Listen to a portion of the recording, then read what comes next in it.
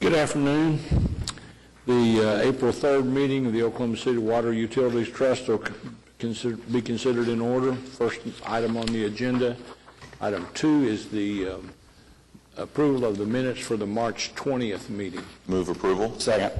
Motion and a second to approve the March 20th meeting minutes. Are there questions or concerns or additions, corrections?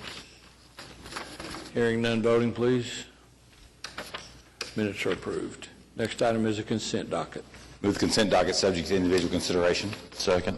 Motion and a second to approve the consent docket. Are there matters to be considered individually? A couple of minor questions. Which ones? On B, C, and I.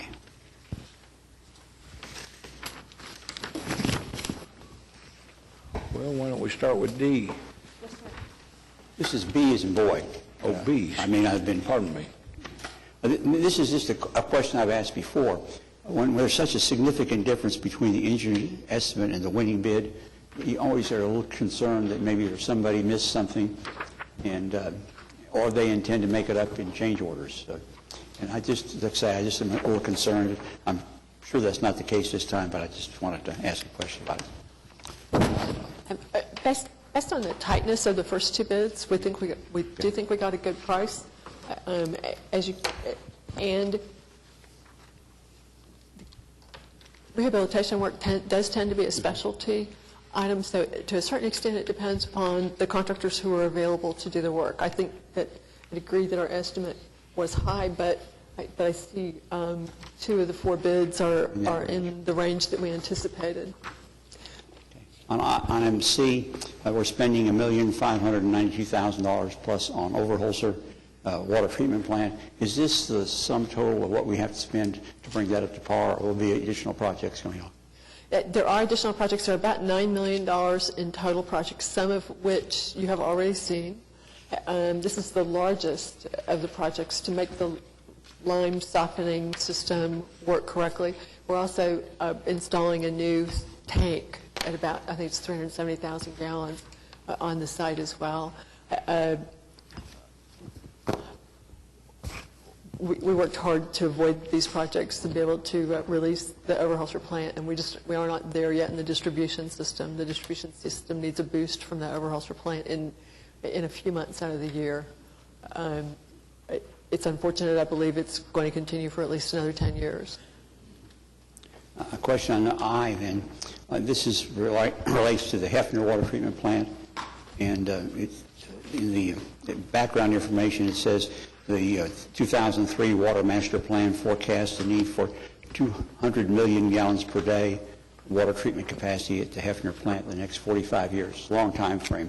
But we're doing some work out there now to bring it to 100. Yes. And then the next step is 150 or... Mr. Samandi will help me with that question. It may be 125. We're piecing the plants together in increments that are getting us the most rated capacity at a time at the least cost. For example, when we built the Draper plant, we were able to capitalize on existing infrastructure at that facility and essentially double the plant at a very low per gallon cost. So there's a strategy, and he'll help me explain it. There's another project that's going on that is evaluating the connection of the Hefner service area with the Draper service area. The question of final expansion of the Hefner is being looked at thoroughly during that process, whether we're going to end up with 150 or 200 MGD. But the logical expansion will be to go to the next 50 for us. Okay. So we'll look at sometime in the near future to go 150 million That's gallons correct. per day. We're hoping within the next 5-year CIP we'll begin the process of getting to 150. And the balance between 150 and 200 will depend on the solution that's chosen to bring either treated water or raw water from... That is correct. Is there a maximum, a theoretical maximum capacity that these water plants will have? One of the biggest issues at Hefner is actually the site that we have there. It's extremely small. There's not a whole lot of room to add a whole lot more facility, but the maximum is 200 that we know that we can go. Thank you. Any further matters to be discussed? And to put that in context, our peak day ever is 180? 212 less than. 212 last year, so you grew. 212. It was okay. a shock. Any further matters to be discussed individually?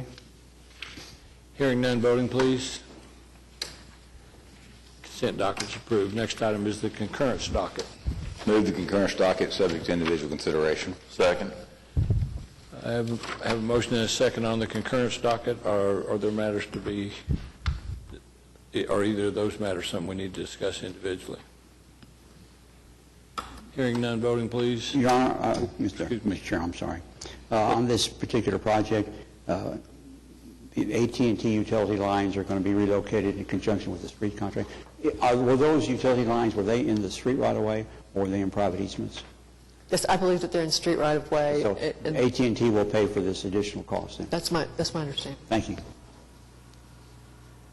Thank you, Mr. Chairman. I'm sorry. It's all right, my fault. Voting, please. Concurrence docket is approved. Next item is item 5. It's an emergency matter, which was held over from last time, I believe. That's correct, and this is one of the overhaul plant projects, a very small one, about $90,000, to repair cracks that are causing water to leak out and, more importantly, to lose the quality of the water in the flume as we're moving water through the water treatment plant. So essentially we're doing something that's a very highly technical repair, but very much like you would do to a swimming pool to make the concrete whole again. Move approval. Second. I have a motion and a second to approve item 5A. Further comments? Hearing none, voting, please. 5A is unanimously approved. Item 6, items to be considered individually. The first one is a resolution approving fiscal year 2013 through 17 capital improvement plan. Mr. Chairman, staff made a presentation about this at a meeting in March. We would be happy to revisit that presentation if you'd like to see it again.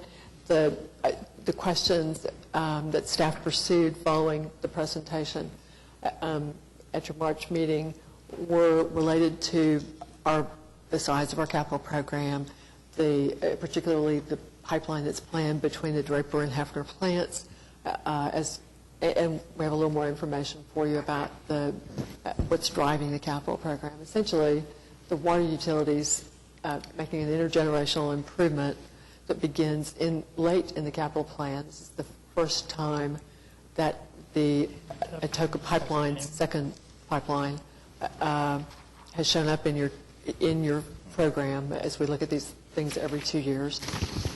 There are large investments for the first phases of the Atoka pipeline shown in the last 2 years of the CIP.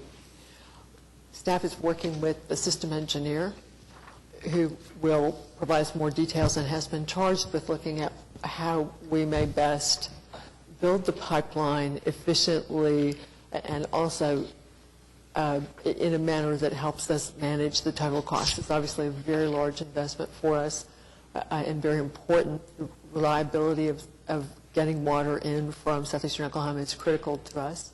The North Canadian cannot meet all of our needs. But at the same time, we want to do that as logically as possible, making certain that we replace the pieces of the original pipe, that we parallel the pieces of the original pipeline that are the weakest while we're adding capacity.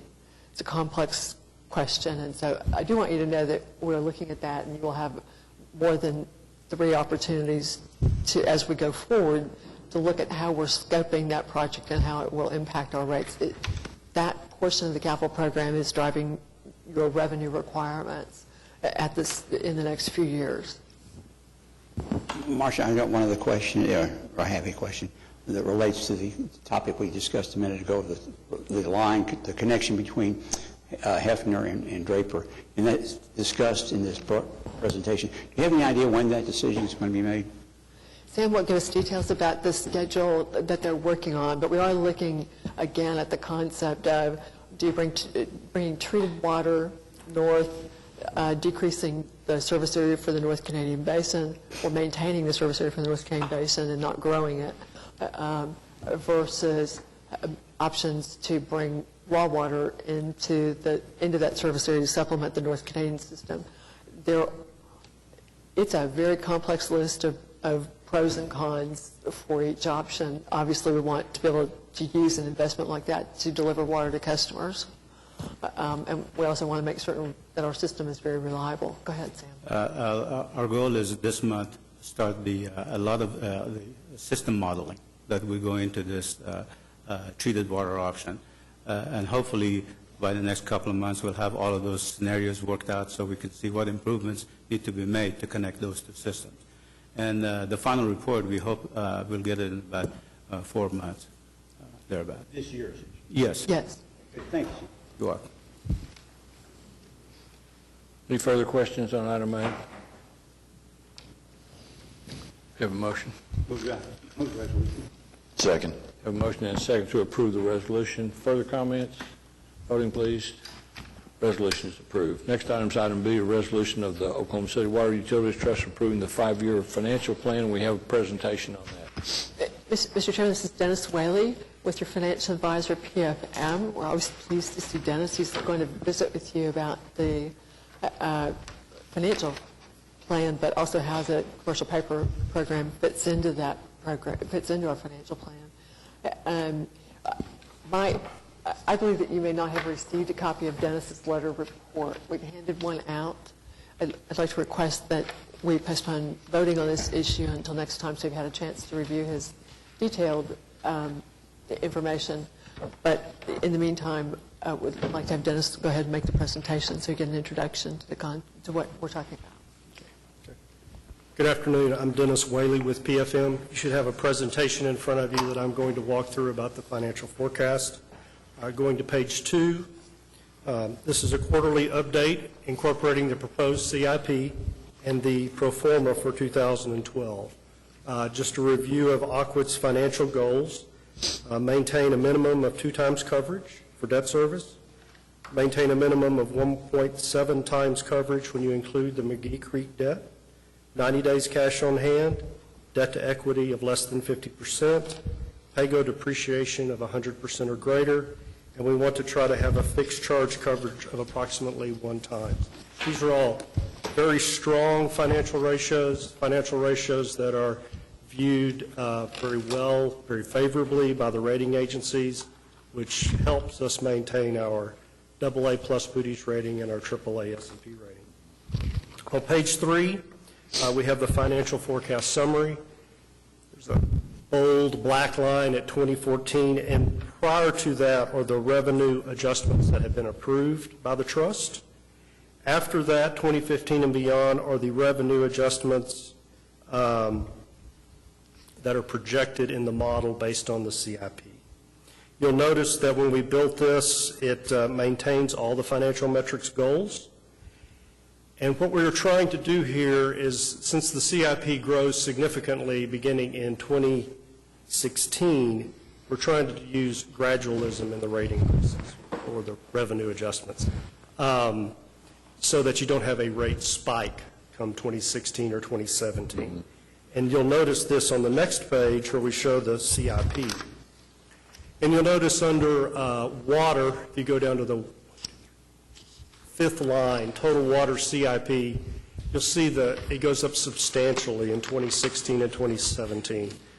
This has a lot to do with the Atoka pipeline. It has to do with some major projects at Hefner that I think Sam was just visiting about. So we're trying to build that in to the revenue adjustment necessary going forward. Page 5 looks at all of your ratios, the ones we talked about back on page 2. If you go to the bottom, going out to 2017, we're looking at revenue bond coverage. We're pretty far over 2 times in 2017, but I'll explain that on the next page.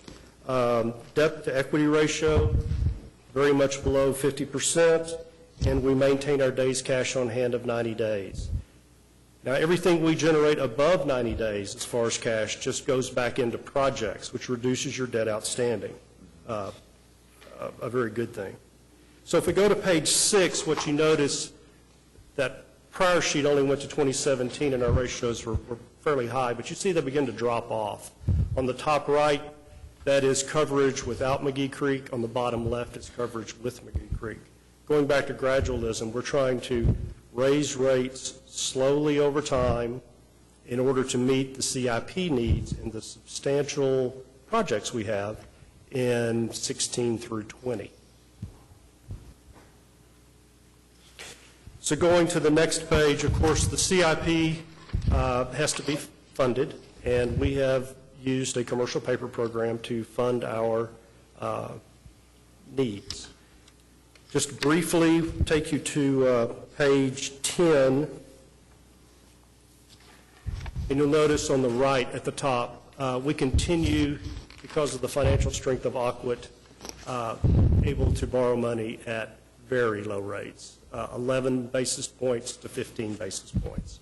So it's a great method of using a credit card to borrow money as you go along and then taking it out at one time when you've completed a certain amount of projects.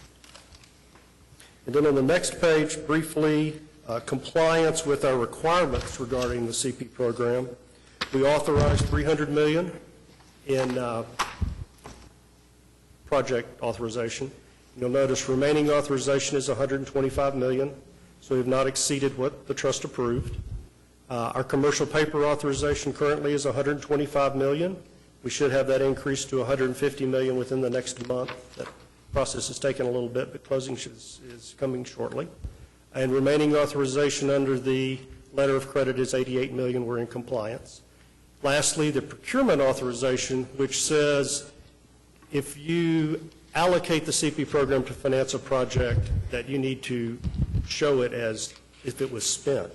So if you take the $125 million letter of credit and you back out 36 plus the 47 of allocated projects, we have 41 left over, and we're once again in compliance.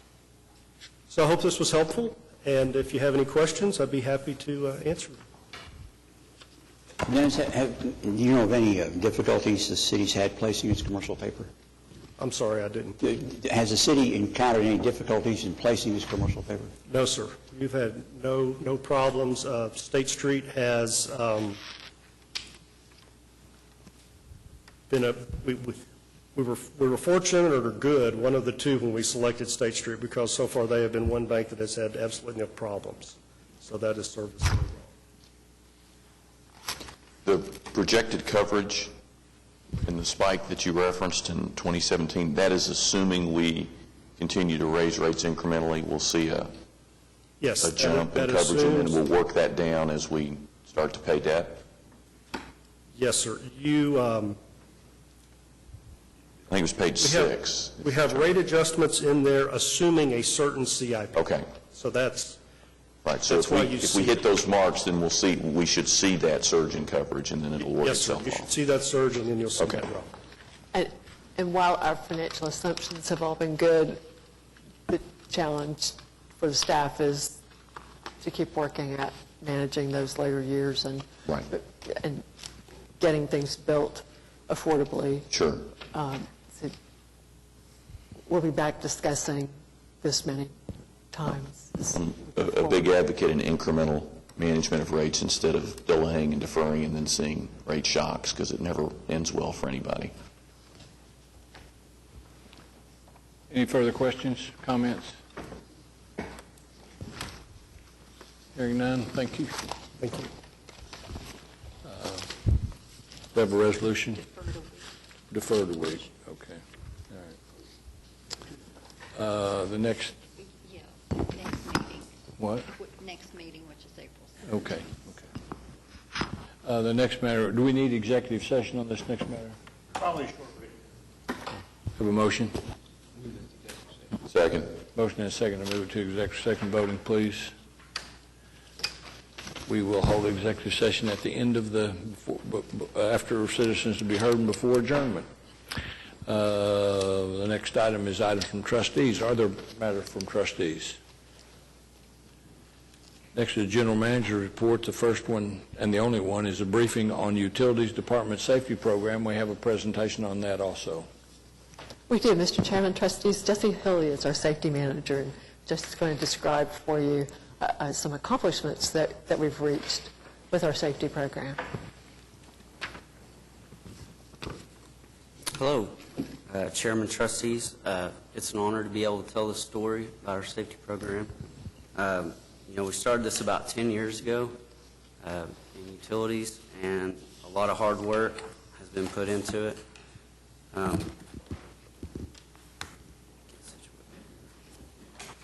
If you look at the chart up there, the first line represents total claims, which that's all types of injuries that happen in utilities, minor and severe injuries. So looking at 2003, we're at 212 or 202 total claims, and we've had a steady decline at 127 in 2011. And the bottom line is where we're talking about OSHA reportables. Those are the more serious injuries, such as medical treatment, clinic visits, or, even more serious than that. So we've had a steady decline there also. 2003, we had 102 OSHA reportables. We had a spike. You're probably wondering what that spike was in 2007. And we had an ice storm.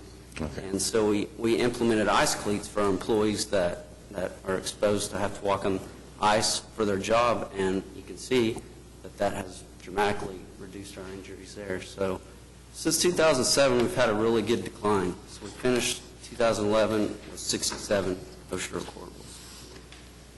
So the next thing we talk about is our incident rate, and we've really started tracking that back to 2007. And the incident rate is taking into account how many hours our employees work with how many OSHA recordables we have. So 2007, we had 20.58, and in the last 5 years, we finished with 10.52 incident rate, which we've basically cut it in half, by 50% in 5 years. Our LFR goal in 2012 was to be at 12%, so we surpassed that goal. So great job by the department. So going back into the story, the utilities department hired their first safety professional in 2001, and one of the first things that they did was develop a safety manual. And how do we get in compliance with some of the fundamental parts of safety, such as confined space entry, bloodborne pathogens programs? So that was kind of the first stride, and you can see in the picture, we've got a lot of good pictures. This is our 2011 safety manual, and we're showing our safety walks, corrective actions, our training program. So this was done by our PIO, Debbie Reagan. So the next slide, we realized we had to do something. We needed a better way than just a safety manual. So we had to figure out a way to integrate safety into operations. So we're looking through a window right here. We call this a safety window. So we try to look at production, customer service, quality, and cost, and add a safety component to those different elements of operations. So we realized we needed to do that. So we needed a safety management system that we put together. We have 4 elements in our system. We needed a method to get the results we wanted, to lower injuries. So the first element is the most important. We got to have that manager-supervisor commitment, accountability. We've done that through our announced safety walks. We have our division managers go out and actually visit employees, ask them about their needs out in the field. We meet once a month, all the division managers, Marcia, safety, personnel, and talk about our initiatives that we're currently implementing and that we want to implement. So that's another part of this element. The second one is identify and reduce and manage risk. We work with risk management to get a lot of data to see trends. One of the biggest causes of injuries is our strains and sprains in utilities. Second is falls. So we really try to develop initiatives aimed at those types of injuries. Another thing is our investigations. We want to get down to the root cause of our investigations rather than just looking at contributing factors. Another part is our personal protective equipment. Do our employees need their safety glasses, hard hats, steel-toe boots? We've got to look at the tasks that they're doing and figure out what their needs are there. Our risk management plans, we just recently updated our risk management plans to manage our chlorine and ammonia for a catastrophic release at one of the plants. So that's another part of this. Design and safety, we work with the engineering division on our upgrades, such as the Atoka pipeline facilities. Do we need to install,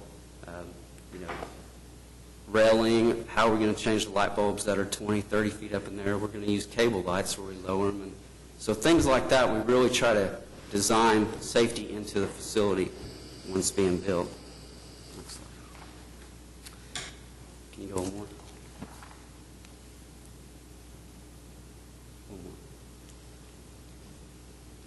We have a partnership with Metro Technology Centers, and we realized we wanted to standardize our safety training. We wanted to have POSH and ODEQ compliant safety training. So we formed a partnership with Metro Technology Centers. There's a contract with the city that's accessible to all city departments. Part of that agreement that we have with Metro Tech is an embedded Metro Tech coordinator that's officed in utilities. So it's really, he's a great resource to have to meet our training needs. Also, the going rate for safety instructors is about $50 to $55 an hour.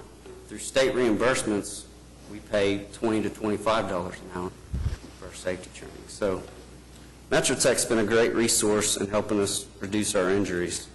And in 2007, part of that, after that partnership, we had to write a training plan, and they helped us. So we identified by classification what type of hazards, such as utility workers, are exposed to. So that's how we designed what type of classes they need to attend to be POSH compliant. POSH is the Public Employees Occupational Safety and Health, who regulates Oklahoma City employees.